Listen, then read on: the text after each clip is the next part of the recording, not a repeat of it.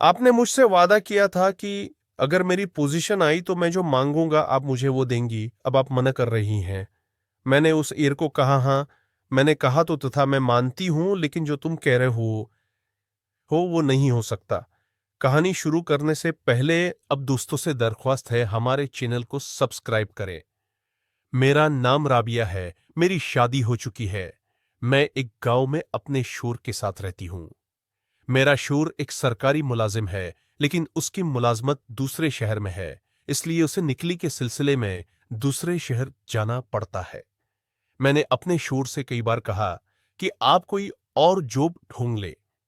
हमारी नई नई शादी हुई है और मेरा उस तरह आपसे दूर रहना मुझे अच्छा नहीं लगता। और अभी तो हमारी नई नई शादी हुई है।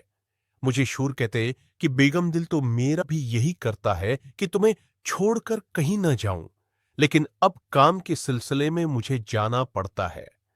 मेरी शूर ने कई दफा अपना तबादला करवाने की दरख्वास्त भी दी, लेकिन कोई फायदा न हो सका। इसलिए मेरे शोर हर महीने बाद घर आते हैं। मैं घर पर अकेली ही होती हूं और बोर होती रहती हूं। मैं खुद पढ़ी लिखी हूं, इसलिए मैंने घर में एक ट्यूशन सेंटर खोल रखा है, जहां मैं 8वीं जमात से लेकर 10वीं जमात के बच्चों को पढ़ाती हूं। मेरे ट्यूशन सेंटर में मोहल्ले के तमाम बच्चे और बच्चियां आती हैं। इस तरह मैं बच्चों को पढ़ाकर वक्त गुजारी भी करती हूं और पैसे भी कमा लेती हूं। एक दिन मामूल के मुताबिक बच्चों को पढ़ा रही थी कि दरवाजे पर दस्तक हुई। मैं बाहर गई तो गांव के चौधरी साहब आए थे। वो अपने बेटे के साथ लाए थे। मैंने चौधरी साहब को बैठक में बिठाया और उनके लिए चाय बनाई।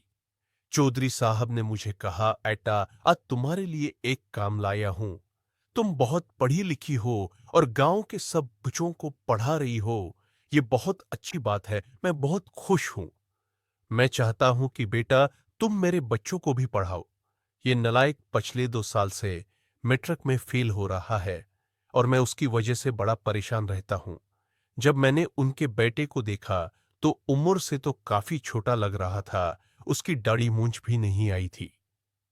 मैंने चौधरी साहब से कहा, यह तो भी काफी छोटा सा है और मैट्रिक में 2 बार फेल हो गया है। मुझे तो ये 7वीं 8वीं जमात का बच्चा लगता है। कि चौधरी साहब ने कहा, तुमको बच्चा मत समझना, ये तुम्हारी सोच से भी ज्यादा तेज है। मैंने कहा, चलो ठीक है, मैं अपनी पूरी कोशिश करूंगी। अगले रोज से अजीर ने एकेडमी आना शुरू कर दिया। पहले 2-3 दिन तो सब कुछ ठीक था, लेकिन उसके बाद उसने शरारतें करना शुरू कर दी। कभी किसी को छेड़ता तो कभी किसको तंग करता। उसने 2 हफ्ते के अंदर ही उधम मचा दी। उसने सबकी नाक में दम का रखा था, लेकिन दिन बाद दिन उसकी शरारतें बढ़ती ही जा रही थी। और ये एकेडमी आता तो बड़ी वहशियाना नजरों से मुझे देखता, जैसे मुझे अभी खा जाएगा। मुझे उसकी हरकतें समझ आ रही थी। आखिरकार मैंने तंग आकर फैसला किया कि उसका टाइम चेंज कर दूं। सब बच्चों को मैं 3 से 5 तक पढ़ाती थी। उजीर को मैंने 5 से 7 का टाइम दिया। उसने भी मेरी बात मान ली। पहले तो उसने मना किया, लेकिन फिर मैंने उसे कहा, अगर 5 बजे एकेडमी नहीं आ सकते तो कल से एकेडमी मत आना। फिर वो मान गया और वो 5 बजे एकेडमी आता। अब उसने अपनी हरकतें मुझ पर आजमाना शुरू कर दी। वो लगता तो बच्चा था, लेकिन इंदर से पूरा था। मुझे इस बात का एहसास तब हुआ जब मैंने उसे गिनती लगाते पकड़ा। मैं हैरान हो गई। खैर, अब मुझे उसकी शरारतों की आदत हो गई थी। मुझे खुद अकेलापन अंदर से खा रहा था, लेकिन मैंने अपने आप को कंट्रोल किया। मैंने उजीर को समझाया कि बेटा, अपनी पढ़ाई पर तोजा दो और ये हरकतें बंद कर दो। लेकिन वो बच्चा नहीं, शैतान था। एक दिन मैंने खूब गांता तो फिर वो काफी देर तक सुकून से बैठा रहा। उसने रोने वाली शक्ल बना दी। मुझे काफी दुख हुआ, क्योंकि आज तक मैं किसी पर ऐसे चरलाई नहीं थी। फिर मैंने ओजीर को कहा, देखो मैं तुम्हें शरारतें करने से मना नहीं करती, लेकिन एक लिमिट होती है, तो तुम अपनी लिमिट में रहा करो। मेरे सब पता है तुम क्या चाहते हो। मैं कोई बच्ची नहीं हूं जो समझ ना सकूं। तुम पढ़ाई मैं भी ज़ीरो हो और ऊपर से ये हरकतें, इतने में उज़ैर ने कहा, टीचर अगर मैं पर्सनों के टेस्ट में फुल मार्क्स ले आया, तो फिर तुम मुझे नालायक नहीं कहोगी। मैंने दिन में सोचा, अच्छे मार्क्स और ये हो ही नहीं सकता। मैंने कहा, ठीक है। उज़ीर, अगर तुम जीते, तो मैं तुम्हें नालायक कहना छोड़ दूँगी और इस दिन कोई पढ़ाई नहीं करूँगी। तुम जो चाहे कर लेना, वो दिन तुम्हारा होगा। उज़ीर ने हामी बढ़ ली। 2 दिन तक उसने कोई शरारत न की, पढ़ाई में मगन रहा। मैं देख के हैरान थी, लेकिन मैंने सोचा उसने 2 दिन में क्या ही कर लेना है।